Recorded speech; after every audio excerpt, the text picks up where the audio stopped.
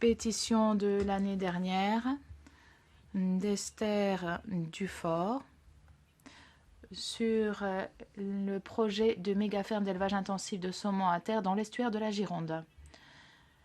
La pétitionnaire est en ligne, donc nous lui souhaitons la bienvenue et nous lui accordons 5 minutes pour son intervention. Et ensuite, après, en fin de tour, nous vous entendrons à nouveau. Je vous en prie. Bonjour Madame la Présidente de la Commission. Bonjour Mesdames et Messieurs les parlementaires. Je m'appelle Esther Dufort, je suis citoyenne française, membre de l'association Au Secours Agissons. J'ai l'honneur de vous présenter cette requête pour porter à la connaissance du Parlement européen un projet absurde et démesuré qui comportera des faits par l'État français de violations existants et à venir de 18 directives européennes, dont les directives Habitat, Oiseaux, Eau et Nitrates. Ces faits concernent l'implantation d'un élevage piscicole intensif en recirculation d'eau de 10 000 tonnes de saumon, équivalent au poids d'un élevage de 12 000 porcs, au cœur de zones classées à 70% par des directives européennes. Ce projet a bénéficié d'allègements réglementaires via une classification dite clé en main, créée par le gouvernement français. Cette requête, portée par Au Secours Agissons et le collectif Estuaire 2050, a été co-signée dès son dépôt par 32 citoyens et soutenue par les collectifs bretons et boulonnais qui luttent contre l'implantation de projets similaires sur leur territoire. Notre association rassemble des citoyens des deux rives, de la région, des pêcheurs, agriculteurs, scientifiques, des associations de la protection de la nature et des organisations politiques.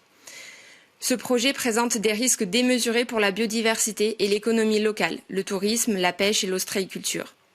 Ce projet prévoit une densité de poissons 3 fois supérieure à celle recommandée par le Fonds européen pour les affaires maritimes et la pêche, ce qui entre en infraction avec la directive pour la protection des animaux dans les élevages. Ce projet est également contraire aux objectifs de sobriété énergétique et met en compétition les usagers de l'eau. Sur le diapo 1, on peut voir le site d'implantation qui est situé dans l'une des communes les plus vulnérables aux phénomènes d'érosion, de submersion marine et aux inondations, selon le décret de 2022 de l'État français. Ce site devrait être en principe dédié à la dépoldérisation pour éviter les incidents nucléaires de la centrale de Blaye, située à 30 km en amont et qui en 1999 s'est retrouvée inondée et provoqua un incident de seconde catégorie. L'absence de prise en compte des risques de submersion et crue par les porteurs du projet entre en infraction avec la directive évaluation et gestion des risques inondation. L'usine prévoit également de stocker 30 tonnes de boue par jour et de prélever 3500 m3 d'eau par jour dans des nappes superficielles à risque de salinisation, potentiellement polluées par des polluants métalliques persistants. L'usine rejettera 3500 m3 d'eau par jour, potentiellement chargée additionnellement en hormones de croissance, antibiotiques et en matière organique. Ces rejets en eau sont équivalents à une ville de 150 000 habitants. Le porteur du projet assure une eau de rejet pure. Nous considérons que ceci est mensonger et malhonnête, car il indique lui-même qu'il y aura des traces de pesticides. De plus, un concurrent ayant un projet similaire en Bretagne a indiqué aux élus de la commune que leurs rejets comporteront des traces d'hormones de croissance. Ces informations attestent la présence de menaces réelles sur des milieux fragiles et des espèces protégées par l'Union européenne qui bénéficient de nombreux financements européens tels que la tourterelle des bois, l'anguille européenne, l'esturgeon d'Europe ou encore l'angélique des bois. La menace est d'autant plus forte et le risque de pollution se situe dès l'entrée de l'estuaire et dans des zones de nicherie, de reproduction et d'alimentation pour les poissons et les oiseaux, dans des zones INEF 1, 2, ZICO, Natura 2000 et Parc naturel marin. Ce projet est susceptible d'abaisser la qualité chimique et écologique des eaux et des milieux et peut constituer une violation existante et à venir aux directives Habitat, Oiseaux, Nitrates et directives Cadre sur l'eau. En vertu des principes fondamentaux de l'accès à l'information et de précaution, nous demandons à la commission PETI que des courriers soient envoyés aux autorités locales, régionales et nationales françaises, au ministère de la Transition écologique, au ministère de l'Agriculture et de la Mer, à la région Nouvelle-Aquitaine, à l'Agence de l'eau Adour-Garonne, au parc naturel régional, au parc naturel marin, à la communauté des communes Médoc-Atlantique et au conseil scientifique de l'estuaire, afin de mener un examen approfondi sur les risques de pollution et de destruction des zones protégées et classées. Nous demandons à la commission PETI que cette requête reste ouverte et soit soumise à l'avis de la commission ENVI. Pour finir, je souhaite insister sur l'espoir que représente notre requête et demande à ce qu'elle reste ouverte pour sensibiliser les citoyens et recueillir les signatures d'un maximum de citoyens européens. Je vous remercie. Merci beaucoup, Madame Tifo. A teraz proponuję zabranie głosu przez przedstawiciela Komisji. À présent, je souhaiterais céder la parole au représentant de la Commission européenne. Merci beaucoup. Bonjour. Et bonjour aussi à la pétitionnaire. Pour commencer, notre compréhension de la situation à la Commission, c'est un projet prévu, mais pas un projet concret. Donc il s'agit ici d'attentes, de risques envisagés. Il ne s'agit pas de répercussions réelles pour l'instant, dans tous les cas. Cela étant dit, si le projet se concrétisait, différents éléments de la législation européenne devraient être d'application. Plusieurs ont déjà été mentionnés par la pétitionnaire. Très important, le premier point que je mentionnerai, j'en mentionnerai trois. C'est la directive cadre sur l'eau. C'est une législation qui souhaite maintenir et améliorer le système aquatique européen en prévenant toute détérioration et en protégeant et restaurant aussi les écosystèmes aquatiques. Pour un tel projet, une autorisation préalable sera nécessaire. Un projet de ce type-là ne pourra être autorisé que si on peut prouver la conformité vis-à-vis de critères stricts. Entre autres, si l'on peut prouver ici l'intérêt public majeur ou prouver que les avantages du projet pour la santé humaine ou pour le maintien de la sécurité humaine ou le développement sont supérieurs aux avantages pour l'environnement et permettent de maintenir le statut environnemental de l'eau. Ces critères figurent à l'article 47 de la directive cadre sur l'eau. L'autorisation préalable est d'application aussi pour l'abstraction. Si le projet entraînerait une détérioration du statut chimique, le projet alors devrait être interdit parce qu'il n'y a pas d'exemption envisagée dans le contexte de la directive cadre sur l'eau. Deuxième acte législatif que je dois mentionner. Nous avons une législation cadre pour réduire les risques d'inondation. Donc l'estuaire de la Gironde est pris en compte comme une zone à risque d'inondation dans cette directive d'inondation. La rive gauche n'est pas classifiée en tant que telle, mais est couverte par un plan local pour éviter le risque d'inondation. Plan de prévention des risques d'inondation. Et normalement, cette information devrait être prise en compte par les autorités françaises si jamais elles venaient à autoriser ce projet. La troisième législation que je souhaiterais mentionner, c'est la directive Habitat. La directive Habitat qui exige de protéger d'éventuelles répercussions sur des sites Natura 2000. Il y en a deux, si nous avons bien compris, l'estuaire de la Gironde et le marais du Nord-Médoc. Donc, il doit y avoir une évaluation quant aux répercussions éventuelles pour ces deux sites. Le quatrième élément que je souhaiterais mentionner, c'est la communication de la Commission qui a été adoptée récemment, qui reprend des orientations pour une aquaculture européenne plus durable, qui fait partie d'un plan stratégique pluriannuel de la France. Je vous dis cela parce que cette communication ainsi que le plan français, qui est le miroir de cette communication, propose un certain nombre d'actions pour améliorer les performances environnementales du secteur aquacole. Donc il faudrait aussi les prendre en compte pour un projet de cette envergure. Donc en conclusion, le projet n'est pas encore concrétisé. Par conséquent, la Commission, pour l'instant, n'est pas en mesure d'identifier une violation du droit européen. Nous tenons aussi à rappeler que la responsabilité primaire pour la bonne application de la législation que je viens de mentionner revient aux autorités compétentes françaises. Merci beaucoup.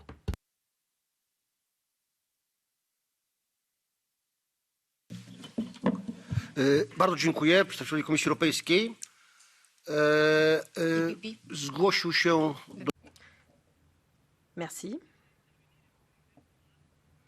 Alors, qui souhaite intervenir? Monsieur Benhouba, du PPE. Et ensuite, Monsieur Vito. Herzlichen Dank und ein großes Danke an die Petentin, die... Merci. Et je voudrais adresser tous mes remerciements aux pétitionnaires d'avoir évoqué cette question. Nous parlons de projets d'envergure et dans ce type de cadre, il est fondamental que ce soit précédé d'une étude d'impact vaste. Pour ce qui concerne ce type d'initiative, il faut bien entendu que toute la région soit couverte, soit impliquée. Et lorsqu'il s'agit d'accès aux documents, eh bien, il me semble que nous devrions être en mesure d'apporter notre assistance parce que les documents n'étaient pas disponibles, accessibles, alors que cela devrait être le cas. Et nous devrions ici apporter notre assistance et les autorités devraient fournir tous les documents. C'est un projet qui doit encore être mis en œuvre. Nous devons voir quel serait l'impact de ce projet. Nous devons bien entendu suivre tout cela avec vigilance de notre côté, mais également du côté de la commission Envie et de la commission Pêche. Cela doit faire l'objet d'un suivi. C'est un projet qui est en cours et nous n'en connaissons pas les résultats. Donc, à mon avis, nous devons garder cette commission ouverte. Merci. Monsieur Vito. Merci, Monsieur le Président. D'abord, je souhaite remercier la pétitionnaire qui a fait un exposé remarquable et vous noterez, à la seconde près, dans les 5 minutes, ça illustre le professionnalisme de ces gens qui ont constitué un dossier remarquable pour la commission des pétitions et sur les alertes nécessaires à porter autour de ce dossier. Sur le fond, Esther a pratiquement évoqué tous les sujets. Je souhaite en apporter 2 supplémentaires et insister sur un de ceux qu'elle a évoqués. Les 2 supplémentaires d'abord, je rappelle que ici, au Parlement européen, nous recevons régulièrement des attentes sociétales, des attentes citoyennes, et notamment une ICE, une initiative citoyenne européenne, qui réclame la fin de l'élevage en cage.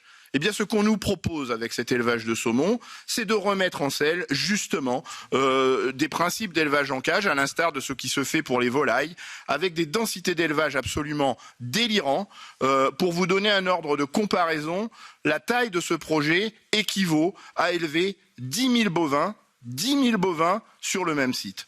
Donc ça vous donne une idée de la concentration d'animaux qui sont proposés sur ce site. Et donc quand d'un côté on accepte d'instruire des logiques qui sont celles des ICE telles que nous saisissent les citoyens, on ne peut pas de l'autre côté ne pas regarder ce qui se passe sur un tel projet.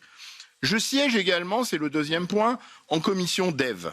Nous travaillons avec des accords, notamment sur l'Afrique occidentale, pour préserver les poissons qui sont la ressource vivrière majeure des Africains de l'Ouest. Or, la ressource alimentaire de cet élevage de saumon va piller la ressource alimentaire centrale pour les Africains de l'Ouest, puisque ce poisson va devenir le fourrage de ces élevages de saumon dans les proportions que je viens de vous donner. Donc ça vous donne une idée de l'incohérence de ce que nous proposons, nous, au Parlement européen, à signer des accords de protection du poisson, source centrale de nourriture pour les Africains, et s'autoriser à laisser partir ce poisson pour élever des saumons de façon très intensive.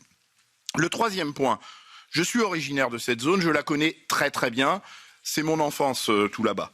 Et cette zone est absolument remarquable et c'est la raison pour laquelle nous avons consenti à des efforts de protection de cette zone. Protection pour sa biodiversité, un parc naturel régional, un parc naturel marin, des zones Natura 2000, en terre, en mer, par rapport au caractère remarquable de cet espace-là, et on laisserait s'installer une usine qui peut mettre à plat tout ça. On a fait des efforts considérables sur la protection de l'esturgeon de l'Europe, sur la protection de l'anguille, sur la protection de la lauze, sur la protection de la lamproie, qui sont des espèces absolument remarquables et patrimoniales et qui peuvent être menacées par ce projet-là, donc c'est fondamental. Et puis, sur cette zone-là, on est directement impacté par le changement climatique, avec des risques non pas d'inondation, monsieur de la Commission, mais de submersion marine, ce qui est beaucoup plus grave. Parce que le niveau de la mer, si j'en crois le rapport du GIEC de lundi dernier, va continuer de monter. Et on est obligé de dépoldériser cette zone pour éviter que la mer monte dans une centrale nucléaire.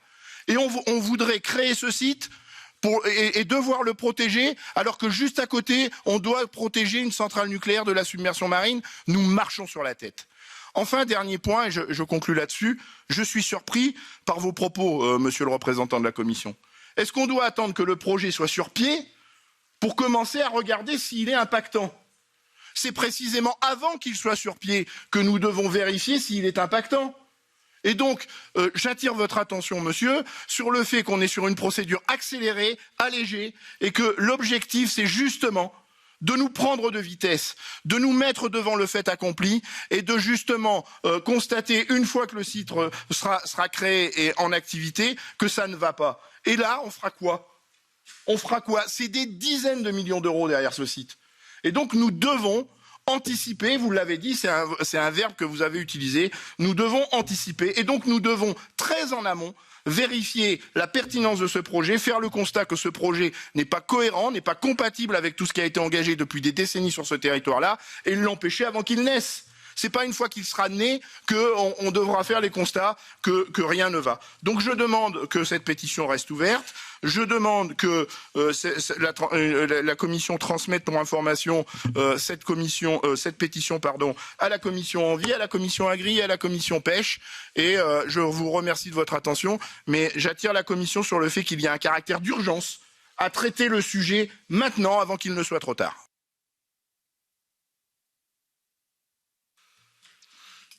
Merci beaucoup, monsieur le député. Maintenant, madame Esther Dufort, s'il vous plaît, 2 minutes. Je souhaite revenir sur effectivement le caractère urgent, pour vraiment être sûr que ça soit bien compris. Là, l'enquête publique, elle va débuter en mai, c'est juste un mois, et on est sur un projet qui pèse 275 millions d'euros, où le développeur, le porteur de projet n'a pas eu à faire un état des lieux initial du site d'implantation. Donc ils n'ont pas eu à regarder quelles sont les espèces animales, végétales qui vivent sur ce lieu. Le PDG de l'entreprise a clairement déjà dit plein de fois qu'il n'y a pas de vie sur ce site, que c'est un site industriel.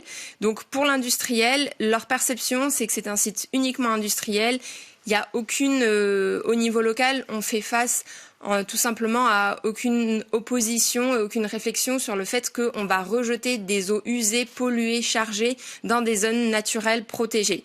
Et nous, on a vraiment besoin d'avoir votre soutien pour faire face en fait à ces procédures qui sont accélérées et qui finalement vont mettre tout un écosystème en danger.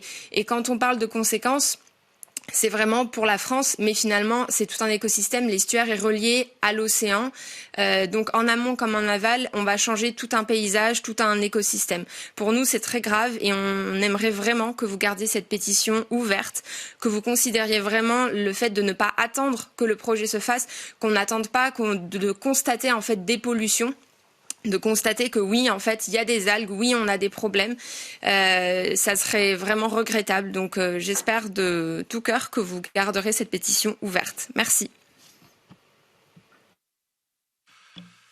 Merci beaucoup, Madame Diffor. Przed nami konkluzje. Proponuję utrzymanie tej. Donc, nous pouvons, pour conclure, indiquer que cette pétition reste ouverte. Nous allons demander une réponse écrite à la Commission européenne et j'estime effectivement que cela devrait être transmis à la Commission pêche et la Commission agri pour demander leur avis. Et je vois que vous êtes d'accord.